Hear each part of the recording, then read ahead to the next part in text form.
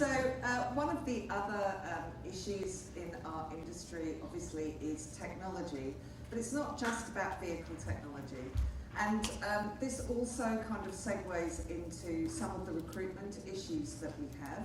So stepping not into the distant future, I'd like to invite Mario Domowski, CEO of Tradiebot, and his team, who he's going to introduce, to talk to us about some of the developments that are happening that could perhaps automate some processes, or what, Mario? So please welcome Mario to the stage. I'm not sure about it myself, but we definitely need a Trudy in our business. That was well done. That was great. So Tradiebot, we're going to have a bit of a yarn about some developing technologies and where the future's going, and some of the stuff that's happening in other industries that we're looking at bringing across. If I can introduce Jason Miller from Swinburne University. He's one of our collaboration partners and one of the projects we've got going there. We'll talk about automation and robotics. Now, robotics aren't new. They've been in the automotive industry for decades in manufacturing. So where the leap is now is bringing them into the repair facility. And also augmented and virtual reality. There's a lot of marketing and material out there on that. It's bringing in a lot of training and also information to the technicians, live platforms. Big mix-up between augmented and virtual, so we're going to probably just distance those a bit today and have also a bit of a VR demo. With the limited hardware we have here, we're going to be running a live virtual reality simulator that we've developed for one of the industry partners. So a little bit about Tradiebot. So it's collision focused. My background is 26 years or so in the collision industry, more plastic repairs. Founded by myself last year. It's actually a byproduct of our existing business, which is a plastic service business in Australia and New Zealand. We had some challenges in the business that we had to overcome, so we turned to technology to develop those, and it's just grown from there. We are working with key industry universities as Swinburne and New South Wales University. Also collaborating with some pretty key industry partners as PPG, Capital Smart, AMA, Gemini, and starting to work with ICAR on some trading platforms. We are focused in robotics, 3D printing, automation, AR and VR, and AI, which is going to play a pretty important factor in your business very soon. And also, total investment to date, including government funding, has been 4.4 million. So it's some pretty serious money. We've got some pretty serious projects that are getting developed, and won't be too far off where they'll be coming into trials and into the platform. And we are the industry's innovative group, so we're developing and also delivering technologies, hardware and software. So I'll touch on some of the advancing stuff that's currently happening, and not just happening in our industry, but probably being implemented in other industries across. So automated systems, there will be, I guess, repetitive duties as scuffing, polishing, and so on will get replaced by or assisted by robotic systems. Estimating and quality control, that's a big one. There's currently systems out there at the moment that are used for these spaces where it'll pretty much move that quality will improve. It'll eliminate the human and the estimating or quality control by eye. It will be done either through scanning or photogrammetry. Training information, I think it's the big one. There's a huge gap or a challenge these days to get from an OEM source to the shop floor of how that information comes. So with the developing technologies, technically you can have live updates through platforms where, be it repair processes or a recall or whatever it is, and this is some of the stuff that's already been used, and you might have seen some of the videos online, which sometimes 80% of them are either photoshopped or not real, but that is getting in development. And additive manufacturing. As everyone knows, there's a lot of parts getting printed these days, Boeing, Porsche. So at the end of the day, that whole 3D printing platform, be it plastic and metal, is developing where there will be hubs, be it internally within your shop or maybe within a network where parts will get printed and not sold as a physical part but as a digital part. And the use of unmanned vehicles, be it air or ground, the logistics of either transporting goods within a shop or in between shops. These days, as we know it, is either walking them across or so on and so forth. We are already developing a system for a large collision shop that technically sends unmanned vehicles around to deliver little parts or deliver paint from a depot or where the drop point is to the shop. So this is some of the stuff that's coming across, and what else it does, it lightens the load on your technicians. It's hard enough to find people in our industry, as we know. So hey, if we can save 5 minutes here and 10 minutes there, and times what amount of staff and people and cars are getting repaired, it does add up at the end. And probably the last one, and probably the big one, is the OEM factor of digital part supply. There's a lot of industries out there that already started to move digital parts. So the supply chain as you know it today will change, and it is changing, where there will be some parts, especially smaller components, that are probably more expensive to manufacture and store and ship out than to actually use additive manufacturing. Will be done that way, where you'll have distributors, or if you're big enough, you might even be a digital distributor yourself to your own network, where these parts will be sold through CAD files. So this is some of the stuff that is happening and is getting developed. Some will come sooner than later. Some of our projects are based on a 3-year or 2.5-year platform. Some are actually 6 months. So it's going to be a pretty exciting phase in the next 12 months. Preparing for change, I think this is probably the most important one. Industry awareness and education, and stuff like today's event and other events, and really just trying to get the message out there of what is going on. Acceptance of advancing technology. I still speak to people today within our industry that, just pretty much got their head in the sand, think robots will never come in, or we're not saying that they're going to come and rule the world, but all these systems that are getting developed now are here, they're happening. If you look at new careers or training, just the other day I was at a factory down at the Central Coast, where they've just transformed their process workers, who are now called robot technicians. Because what they've done, they couldn't keep up with manufacturing and processes, so they're bringing cobots who are now allowing them to meet manufacturing numbers, but the humans are driving those. So some of the stuff that actually is happening is in the pipeline. And if you look at the new careers and skills, you will need systems engineers, robot technicians, AI analysts. So this is all the stuff that's actually going to be happening, and as businesses, probably start to plan and invest in some of this stuff to at least understand how it's all going to work and how it's going to come into place. And I think probably the most important one is collaboration and information sharing. The Internet of Things, as it's called that because it all connects together. So if you're going to have one party, be it an OEM or another party that won't share information or for whatever reason isn't prepared to collaborate, it all falls apart. So a lot of this stuff is great. It can't always work if not everyone comes to the table and plays. So I'll introduce now Jason from Swinburne University, background in robotics and automation. He'll just touch a bit on, some of the stuff that's happening out there. Thanks, Mario. Thanks. Okay, as Mario said, I'm from Swinburne University, and I'm currently research manager for the research activity that's going on to develop some Tradiebot technologies. So I'd like to give you just a little bit of an overview of just a general view of automation and robotics. Automation, as you probably already know, has been around since the dawn of the industrial age, with machines and mechanisms.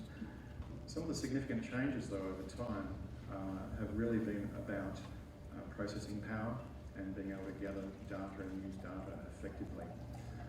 But also, there's been a lot of learning about the difference between a fixed machine or system that is dedicated to a specific type of process. And these days, we're far more sophisticated in terms of developing systems that are agile and flexible and able to adapt to the needs. The automotive industry, which is my background, is probably one of the most experienced with automation and also robotics, and it's been in everything from CNC machining through to materials handling, you name it, and data management has also been a very big part of that as well. Managing CAD data, manufacturing systems, information. Quality systems is certainly a big factor well. The defence industry is also a major player in automation, but the defence industry's particular speciality is understanding systems engineering. Being able to take very complex systems in a very complex environment and being able to simplify that into something that's really robust and reliable, levels of redundancy that you can rely on. And one of the things that the defence industry has certainly learned is the more sophisticated the system becomes, the more inclined it is to become complex. And with complexity, there are potentially problems that could arise with things failing. So the defence industry is really good at coming up with ways of using automation in the most flexible and agile way. Medical industry as well is another big leader in automation. My colleague, Dr. Matt Isaacson, who's the lead roboticist in this project. He's also working on a project in the medical field, and it's developing a system for a defensive robot, which is one of those machines that does keyhole surgery. And he's figuring out a way of making that system far more ergonomic and comfortable for the surgeon. So it's a way of developing a human interface that makes that job easier. So you can trust that surgeon is going to do the best they possibly can on that procedure. It's pretty important stuff. So systems are getting smarter. Of course, artificial intelligence is that thing that everyone's hearing about in the news that sort of sounds scary with regards to robots taking on jobs. But I'd like to turn that around. And of course, considering the skills shortage issue, think of AI as a tool that can enhance the job that we do, to the point where we can enhance the skills and training and take people with maybe a low level of skills and boost that really quickly to something that can do the job very effectively. And on that point, surely you're aware, or you would be aware that these technologies are getting cheaper. Good tools are becoming cheaper, and at some point you ask the question: is it cheaper just to use machines instead of technicians? And I'd say yes and no. We're quite a long way away from just completely replacing people in the workplace. Maybe 20 years' time you'll see that more widespread. But in the meantime, we have an opportunity to integrate the way people work with machines, and collaborative robot systems are really all about that.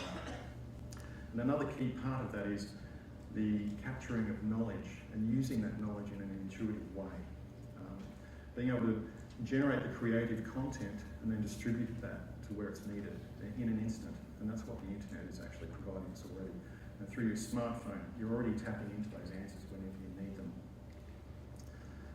Collaborative robot systems are not quite necessarily as sharp looking as this character with the hard hat and the safety glasses, but can be broadly defined in 4 categories. The first 3 categories there are generally around systems that can be existing industrial robots. However, they've got special safety systems that are built around them, either to completely stop the machine when the human comes into the workspace, or another collaborative system might be you can actually program the robot by literally manually moving the arm of the manipulator around and programming a path. So it's a very intuitive interaction.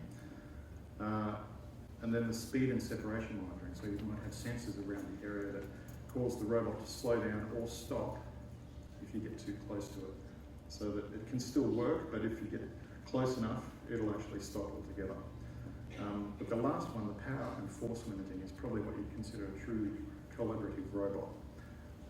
The thing with the collaborative robots in that regard is that because they're intended to allow humans to work side by side with them, there are some limitations in terms of the amount of force that robot can impart and the amount of load that it can carry.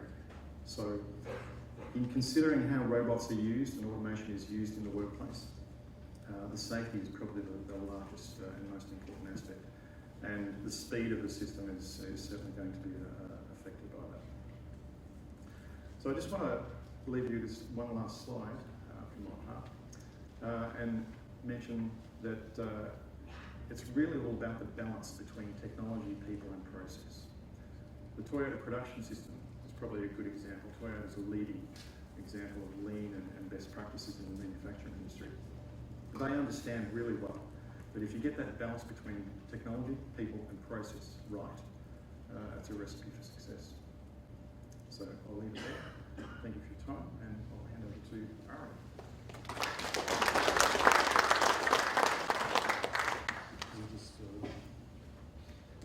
Hey everybody, really nice to be here today. My name is Ari Jacobs. I'm the CTO at Tradiebot. And what I'm going to be talking to you about today is augmented and virtual reality. And when we're out there talking to companies, there's a lot of confusion about what is the difference between augmented and virtual reality, or even mixed reality. And I'll clear that off for you today, and hopefully maybe give you some ideas on how it can help you.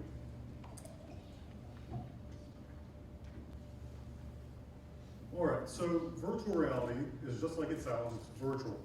So we put on a headset and everything that we see is generated by the computer. This has been around for a while, came out in the 90s. And back then, a headset would cost you $25,000 to $50,000. An equivalent headset, or even better nowadays, is $500. So there's been a massive, massive democratization in the VR space. It used to be only universities could afford it. So this is being used a lot in automotive for design, training, and it's really great for any kind of training simulation that's either costly or dangerous or highly repetitive. So that's virtual reality, and we'll show you an example of that in a little bit. Now, augmented reality is a little different. Augmented reality will take a picture of the real world. Vision Lib offers augmented reality tracking technology for industries based on computer vision. Augmented reality need. So as you can go ahead and play it, just mute the audio. So augmented reality, we take a picture from the real world and we overlay digital content with it. And where that becomes magical in the automotive space is that we can actually get work done. When we have virtual reality, we're wearing a headset and we can't see anything that's not generated by the computer, whereas augmented reality, we can actually look at something in the real physical world and overlay digital content with that. So I think everyone might be familiar with things like Pokemon Go. Those are examples of augmented reality. So everyone's phone in your pocket right now is pretty much capable of that. Any device that we can get an image that we can analyze, and then also processing where we can overlay an image on that is an example of augmented reality. There's a lot of different ways to do that. There's marker-based augmented reality where we look at an image and we can overlay content with that and then track around with it. There's SLAM augmented reality where we can look at any kind of flat surface and overlay a digital element on there. We could do augmented reality based on the user's geolocation. Or what we're really excited about is CAD augmented reality. So with CAD augmented reality, we can take the 3D file of the printed part, say a car part, and look at that, analyze it, and then track it from there. So that video that you'd be looking at in the background there is an example of the CAD tracking augmented reality, which is what we're mostly working on at Tradiebot. So this is great for informational purposes, interactivity, and also quality control now. With augmented reality, like I said, your phones can do it, tablets can do it. The next step is going to be augmented reality glasses. And it's a little sci-fi, but they're out now. And the main difference with the glasses is that we're hands-free, so we can actually do mechanical work. And then the next step is mixed reality. Now, mixed reality is basically the same thing as augmented reality, but we're affecting things in the real world. So maybe with a gesture recognition, we can turn on the light or start up the robot. And that's pretty much the difference between augmented, virtual, and mixed reality.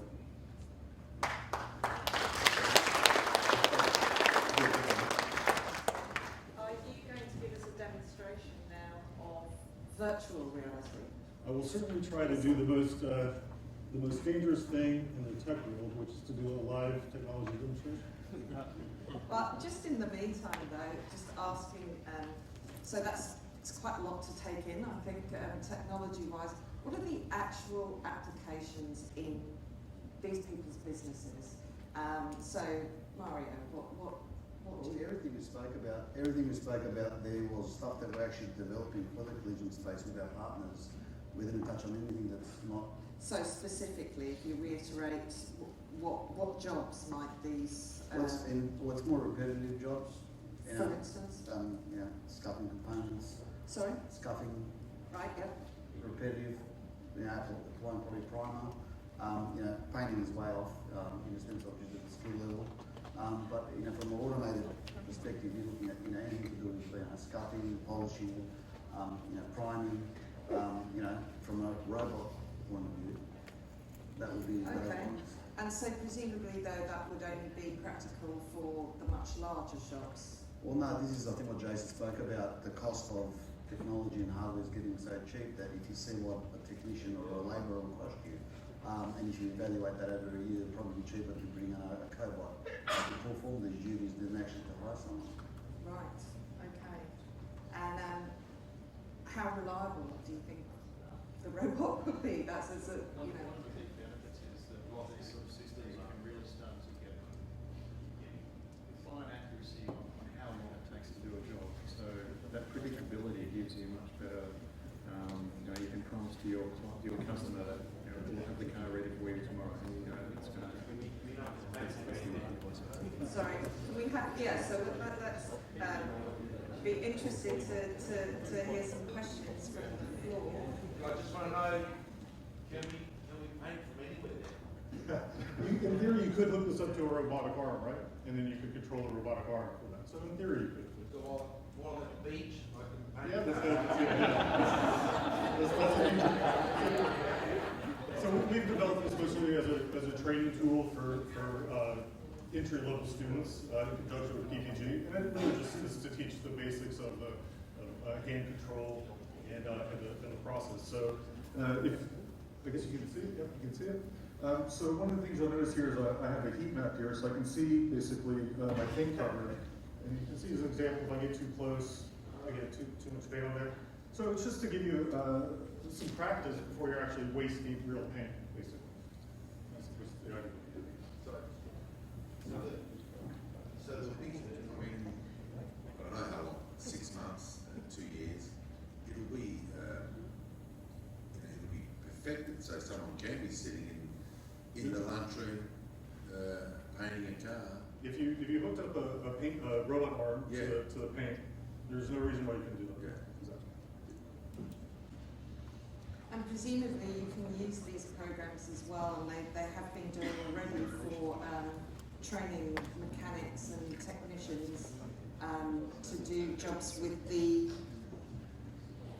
augmented reality? Yes, there we go, yeah. I mean, Porsche just recently released a whole augmented platform where all their servicing is actually done now through augmented reality, where it's a back-to-base space and the technicians have got the glasses on and that's how the servicing is done. And there's a number of other OEMs that are looking at the mechanical aspect using augmented reality. I think Boeing's also doing it, so there's a lot of companies using augmented stuff to actually perform services. Because their tablet or the glasses, you've got all the information, repair procedures, anything you need, the tip of the button. So it makes a lot of sense where even if you haven't got a technician that's experienced in that vehicle, and look, the vehicles are getting more complex, there's more technology in them, there's so much that's happening that it's impossible for you to have so much information in someone's head for everything. So having this technology there instantly is technically where the benefit is. Oh, well, yes, a question over at the back. Are you guys talking to manufacturers about repair methods? So that's a big thing in our industry where we get these bits of paper, but we're not necessarily, qualified, or we're not sure how the repair procedures work. If you had the augmented space showing us how the repair methods actually work, how far away are we from that? Well, what we've done is basically formed the partnerships first with the right partners to be able to now take that next step and go to the OEMs and start, because everybody wants that information. They want it yesterday, so we're just trying to find what is the best vehicle to deliver that. So even talking to companies like iCar and so on and so forth too, we're trying to evaluate, once we do talk to OEMs or the manufacturers, what's the best vehicle? We don't want to recreate anything, everything works great the way it is through the training organisations, through the repair facilities. All we want to do is offer the technology, but still get it delivered through the same pipelines that is getting delivered today. So that's what we're trying to achieve, and definitely, yes, look, we've had some initial talks with OEMs. It's also very new to them and very different in the sense of, hey, for this to work, you need CAD files. Now CAD files, as soon as you mention that word, it's like you just asked them for the keys to the cookie jar. But hey, we don't need the CAD file, it's a downsized version that technically you can't do nothing with it. So it's an education program that we're trying to also put together with the right partners and go to the OEMs and say, hey, this is what we need. And look, it's going to happen. It's going to take one to start it, and we are talking to a couple through the partners that are looking at trialling something. But within the next 6 months, I can assure you that there will be maybe one or two that will start doing some tests with the technology and providing it to maybe some shops through an iCar or through a partner, whichever way. So definitely, yes, that's the road. And I think perhaps when we have our panel later on, we'll have a couple of the OEMs up here. We'll ask them what the difficulties with that is, because while you can produce methods for people and you can produce training, again, they've got to have the right equipment to carry out that training, don't they? Well, look, it's interesting because from a shop perspective, the shops and what we've spoken to want it now. They want their technicians to have the tablet in their hand to get that information today. They don't want to be able ringing around, going back, downloading files or whatever it is. So if the repair industry want it and they're repairing the OEM's cars, well, I think it's a very simple answer. It just comes down to, again, setting up the right, probably management platform where it's safe and secure and there's no risk and so on and so forth. So it's not as easy as just, we'll get it done. I think it needs to be really planned properly so, it's safe and secure for everyone. So does anybody else have any questions?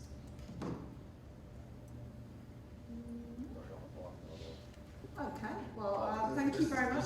I'll ask Sorry, someone, Mario, sorry. I'm sure we'll have a few time I've got heaps to ask you about. So we look at the engineering space and CNC machines years ago were expensive, not affordable. Now they're just like a normal part of every firm. Yes. If you haven't got one, you're not in the game. How long before we see robotics in the smash repair space? This stuff and polish technology. What kind of cost are we talking, and how long before you think we can see robotics like that in the smash space, like we see in CNCs in the engineering space? So currently we've got robots performing some estimating stuff, so using 3D scanners and so on and so forth. That's within our centres. I think as a trial perspective to have it in a workshop, we're probably 12 to 18 months away. And that's, here's the panel, CAD, scuff, prepare, wipe down, prime, in the paint shop to paint by a technician. Actually, sorry, one thing I did want to ask you about, earlier on you mentioned using 3D technology for estimating? Scanning, yeah. For scanning, Yeah. so that it could see the damage? Well, definitely. If you see the technology, what 3D scanning does, or photogrammetry, technically takes a laser image of a damaged part. So if you then break that down into center cubes or whatever you're going to use as a formula, they can then putting an evaluation of labour in, they'll give you an exact reading of what that damage looks like to get repaired. You're getting a true estimation of the actual damage. So we could just do away with estimators then? Well, no. I'm sure they've got other values to do as well. But again, it's something where if you look at these days, a good scanner that you probably need costs $80,000. That same scanner 12 months ago was $200,000. So there's new scanners coming out in the market where the next 6 months or the 12 months where you can set up a robotic scanning system to pretty much. It's not about just estimating. Talk about quality control when the vehicle is finished. Scanning that repaired area, pretty much matching it to the original OEM, could certify that hey, it is repaired to standard, it all lines up and it's ready to go. So there's multiple use areas. It's not just saying it's estimating. There's a whole, and then like quality control, which is a biggie as well. So there's various areas you can use. All right. Well, I think does anybody else have any questions? Okay. Thank you very much, guys.